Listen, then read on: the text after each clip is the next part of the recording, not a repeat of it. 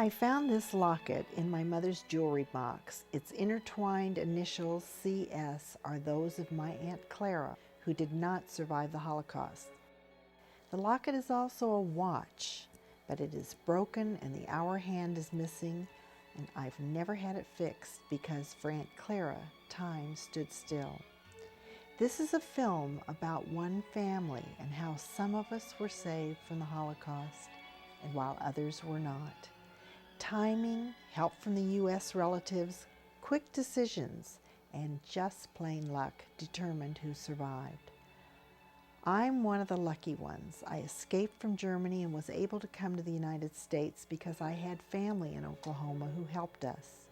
But sadly, many Jews had nowhere to go, no family in other countries who would help them. Many also did not believe they were in danger. Aunt Clara saw us off in Hamburg in February 1938. My grandmother, my parents, my sister and I made it out of Germany, but she and other members of our family did not. Aunt Clara is on the right here, and I'm that 4-year-old in the picture. Here's another picture of me with Aunt Clara's brother, Herman. I wear her locket whenever I lead a tour of the St. Louis Holocaust Museum and Learning Center as a way to remember her and others in my family who died in the Holocaust. Hundreds of children in St. Louis have seen Clara's locket and heard her story when I tell them about the Holocaust. It's important to know that Jews of Europe who were murdered were people with families living very ordinary lives before the Nazis came to power. My family had lived and worked in Middle Germany for hundreds of years. My father served his country in World War I. He was injured in that war and won the Iron Cross. Jews were proud of being German and lived freely as Jews. They were very much a part of German life. Let me introduce you to my family and their story. On my mother's side, we have traced my family back to 1787 in Svesten, Hessen, Germany. Here is my grandfather's house in 1979. My grandparents had 6 children. My mother Jenny was the youngest, and her brother Arno married Clara. My father's family came from Meinerzhagen, Westphalia in central Germany. My great-grandfather moved there in 1850. He was a cattle dealer, as was his son, my grandfather, and his sons, my father Oscar and my uncle Julius. Here's my father on the left and his brother on the right in their World War I uniforms. Here's the family home, his sisters, and his youngest sister who died before World War II. And here's my father and my uncle with their classmates. And with the singing society. My Aunt Elsa was in this picture taken at the 1909 Schützenfest, a 400-year-old town festival. And here's cousins Eve and Jean at the 1934 festival. Our family was well integrated into the life of Meinerzhagen. My father met my mother on a cattle buying trip. They married in 1928. My sister Ellen, who was born in 1929, and I came along in 1933. I was born into turbulent times in 1933. The Nazi Workers' Party, which became the National Socialists, or Nazis, won the election that year. Hitler came to power in January of 1933 and proceeded to take away civil liberties of Jews, guaranteed under the old constitutions. Jobs were scarce, inflation was rampant, 1,000 marks wasn't worth much. Germans needed to boost their economy. The first book burnings occurred that year. Books by Jewish authors and those whose ideas differed from the Nazis were burned. Jews were dismissed from civil service jobs, from cultural institutions, and April 1st marked the first boycott of Jewish stores. The first concentration camp, Dachau, was established in 1933. The Nazis were clearly making their power felt and restricting Jewish rights, even in Little Meinerzhagen. My parents rented an apartment above their good friends and cousins, the Leo Stern family. By 1934, many Gentiles were afraid to rent to Jews. My father had a piece of land on Lindenstrasse where he planned eventually to build a house. So my father decided that he had better build his house now. He went to City Hall for a permit to build that house and was told, "No more permits for Jews." Mother urged him to try again. This time, the clerk left the room, came back and said, "We hear you Jews are sending money to Switzerland. You Jews should keep your money in Germany, so build your house," and gave him the permit. On the completion of the roof of the new house, the neighbors defied the Nazis by having a party to celebrate its completion, despite the danger of holding such an event for Jews. By 1935, more restrictions on Jews was put in place. These were known as the Nuremberg Laws. By September that year, Jews were officially decreed non-citizens, even though many had served their country, as my father and my uncle had. There were more boycotts of Jewish businesses. Nazis came to my father's house to get his customer lists, and slowly the farmers said, "Oscar, I can't buy cattle from you anymore." His source of income began to dry up. My friend Elnora of Meinerzhagen recalls, "The families on this street, zum Alten Teich, formed the neighborhood then and still today for that matter. At the end of the year 35, or perhaps during the beginning of 36, these families collected some money and bought a lino carpet as a gift for Nathan Stern's 25th wedding anniversary, as they used to do on any similar occasion for each of these families. But they didn't dare anymore to go visit during daytime, so they chose the late evening hours and entered Mr. Stern's house by way of the back door, giving this present to Mrs. and Mr. Stern and singing a song for them. This was betrayed by someone to the Stürmer, the most vicious anti-Semitic magazine of that time.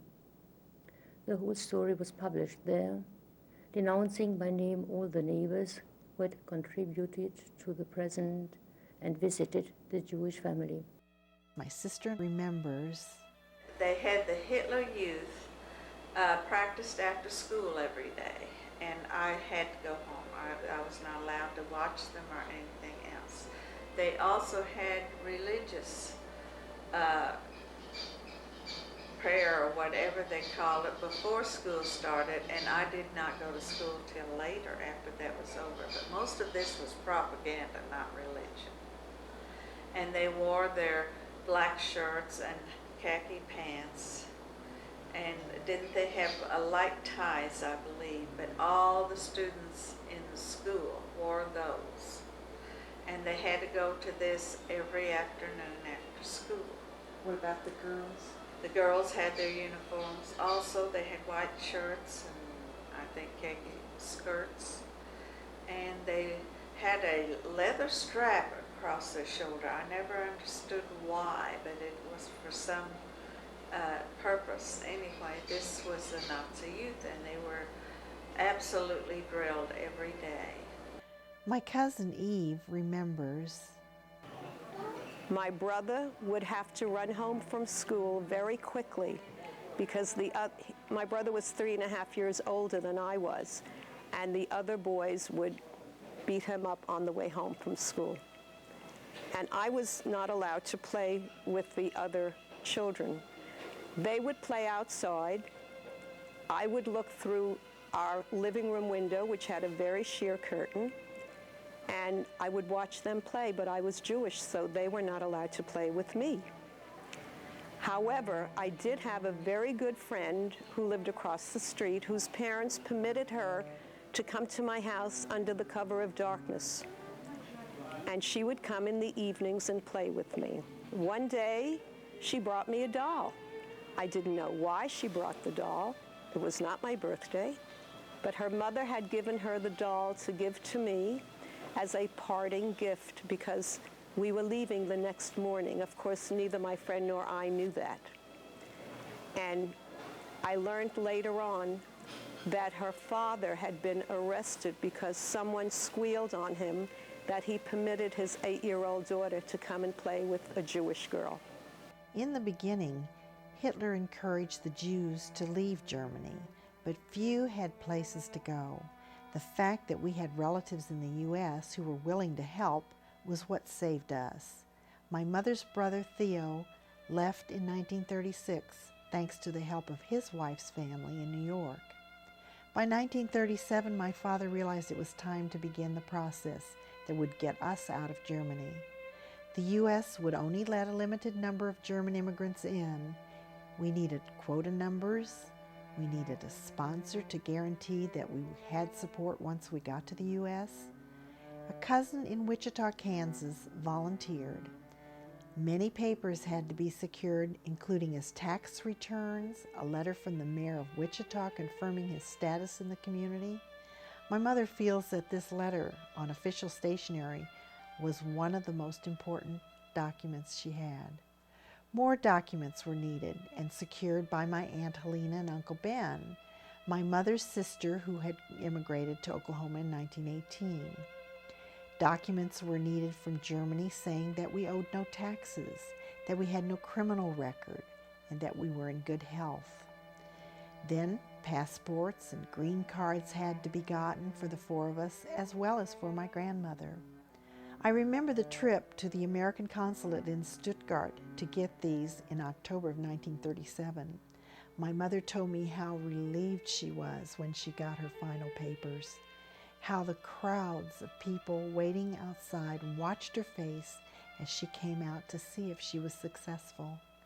Next, my father sold our house to a man who owned a factory nearby. With this money, he purchased steamship tickets on the USS Manhattan and train passage to Tulsa, Oklahoma for the 5 of us. At that time, Jews could still ship their household goods out of the country. My father bought some new furniture and arranged to ship it with our household goods and a noodle machine to Tulsa, Oklahoma, where my aunt lived. My father was to start a business in Oklahoma with that noodle machine.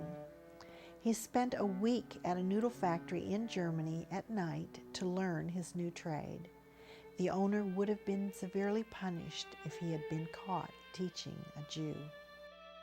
By February 1938, we were ready to leave from Hamburg on the USS Manhattan with the equivalent of $180 to begin our new life in a strange land. A month later, emigration was severely restricted by the Nazis. But my Uncle Julius and his family still were able to emigrate in the fall of that same year with the help of my aunt's relatives in New York. I marvel at their courage to leave when they did, to give up everything for freedom. Making that decision at this time was crucial to whether the family survived or didn't. Think about how hard it would have been to leave everything you work for, go to a strange land where you didn't even know the language.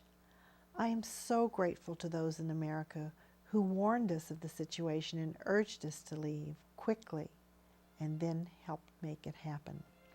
We received letters in Oklahoma as late as March of 1941 pleading for our help to get them out, including one from Leo Stern, our old neighbor, who asked us to deposit money in the Chase Manhattan Bank so he could get permission to join his sons in Shanghai, China.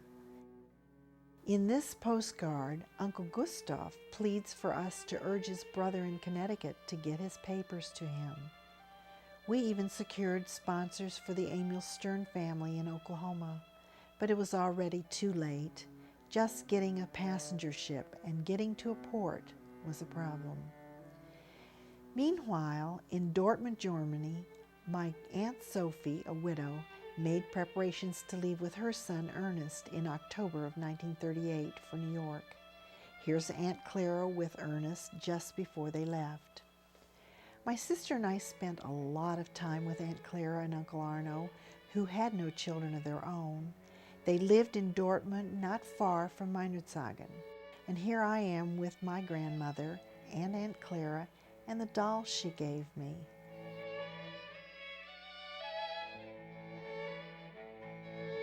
After Uncle Arno died in 1937, Aunt Clara began her preparations to leave.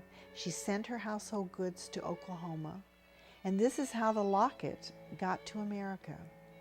Next, she had to turn her business, a textile store, over to a German, an Aryan, who was a salesman for their store.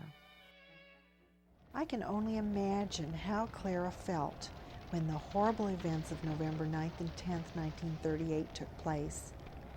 These were 2 nights and days of organized Nazi looting of Jewish stores, burning of synagogues, and arrests of thousands of Jews throughout Germany. This was later known as Crystal Night, or the Night of Broken Glass. I can only imagine how Aunt Clara felt when her store windows were shattered and the store was looted and the synagogue went up in flames. Meinerzhagen didn't have its own synagogue building, just a rented space. So on Crystal Night, the Torahs and Jewish prayer books were brought to Adolf Hitler Platz in front of Uncle Nathan's house, doused with gasoline and burned. According to one of the witnesses, the Jews were huddled inside the house, fearful that they would be dragged out and killed. My friend Elnora of Meinerzhagen recalls, On the morning of November 10, 1938, my mother's attention was aroused by Hetty Stern's loud crying and desperate wailing. My mother ran to look and try to help, and saw as Amen destroying and burning a Torah scroll, prayer box, and other holy items. We learned that on the morning of November 10th in Meinerzhagen, a pumpkin filled with excrement was placed at our front door, and excrement smeared over my father's business sign. The Nazis were breaking store windows, and since my father didn't have a store, this was their way of showing their contempt. They must not have realized that we had gotten away already, or this was directed to the family who was living in our house. Their daughter, Millie, told me that she and her brother were often taunted as Jew friends by the children at school. After Crystal Night, fewer and fewer Jews were able to emigrate and certainly not able to ship any possessions out of the country. Timing was crucial. Here's how Clara describes her life in June of 1939. What I have gone through these last days is hard to describe. If it lasts much longer till I get away, I won't live to see that I get there at all. As I've already written you, since April no money has come in and I don't know what I'm going to live on. What I had from dear Arno I needed to send my household goods to America. Had I only given it up then, when Arno died. I can't describe how awful the situation is. I can't take this upset anymore. My first place that we lived was gold compared to this one. The doctor says it's my nerves and the many steps to the 5th floor. Please write your cousin for me. I need money to get out. I would pay him back an extra. Do all you can, or probably you won't see me again. This was her desperate plea to get out. The situation continued to worsen, and in 1940, a red J was put on all Jewish internal passports and ration cards, which also had fewer items on them than Aryan ration cards. Jews could only buy between 4 and 5 in the afternoon when little food remained and the good produce was gone. However, a friend of Aunt Clara's wrote us after the war, and she says, I want to write you about your sister-in-law what I can remember of the end. We at that time had a store, and she came always to shop. She had a large J on her coupon book. Because of that, I served her at lunchtime or evenings to save her the embarrassment.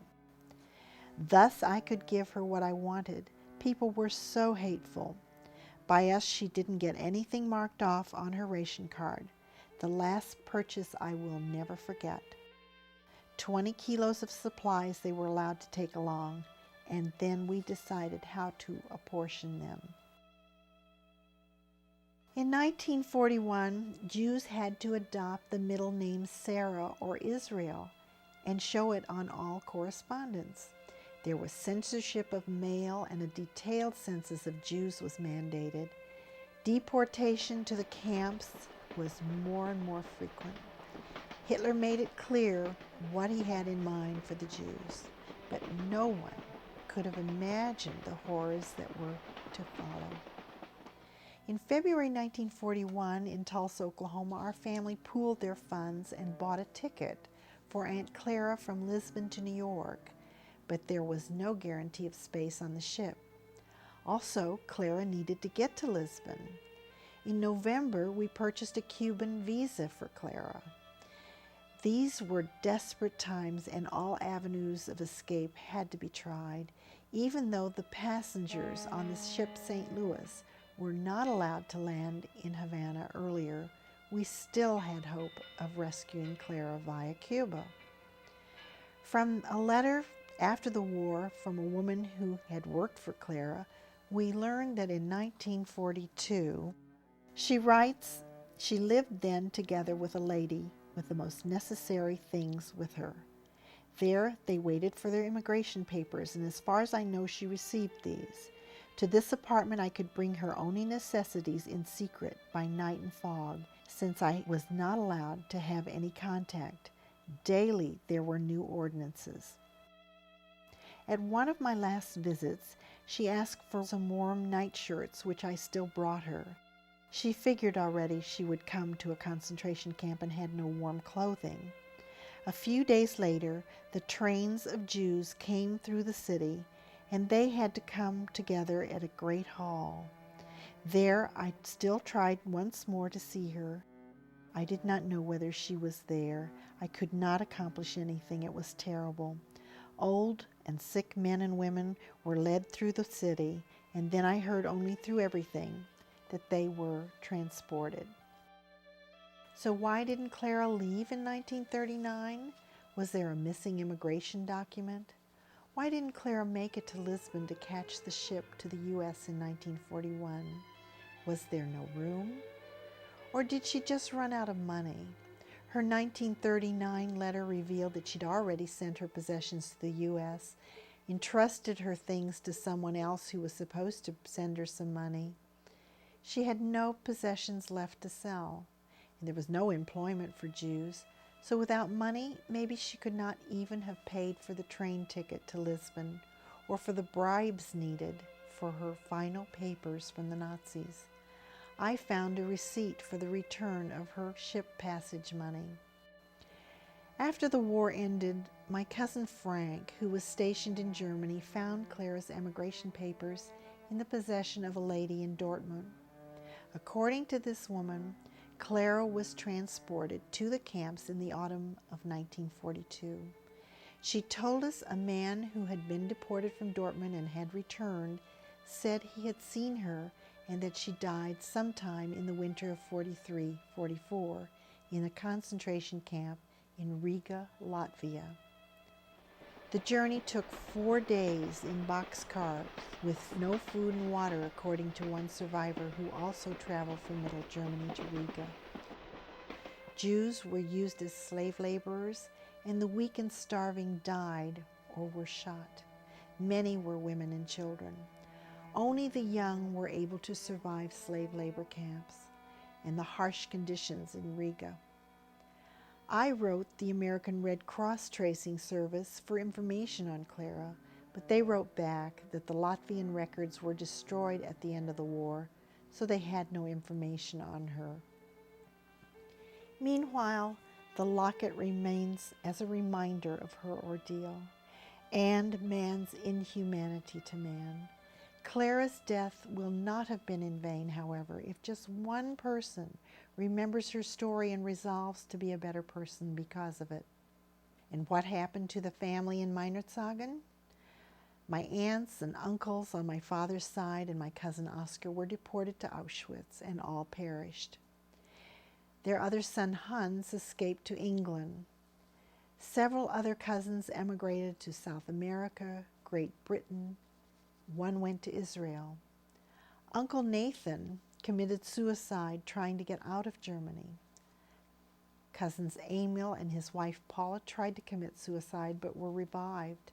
However, Emil tried again and died before deportation. Paula was deported and died in Auschwitz. Another first cousin committed suicide after the war. The pain of losing his family and the memories of the camps was just too much for him. In the early 30s, there were about 50 Jews in Meinerzagen. The last 11 Jews were deported to the camps on April 28th and July 1st, 1942.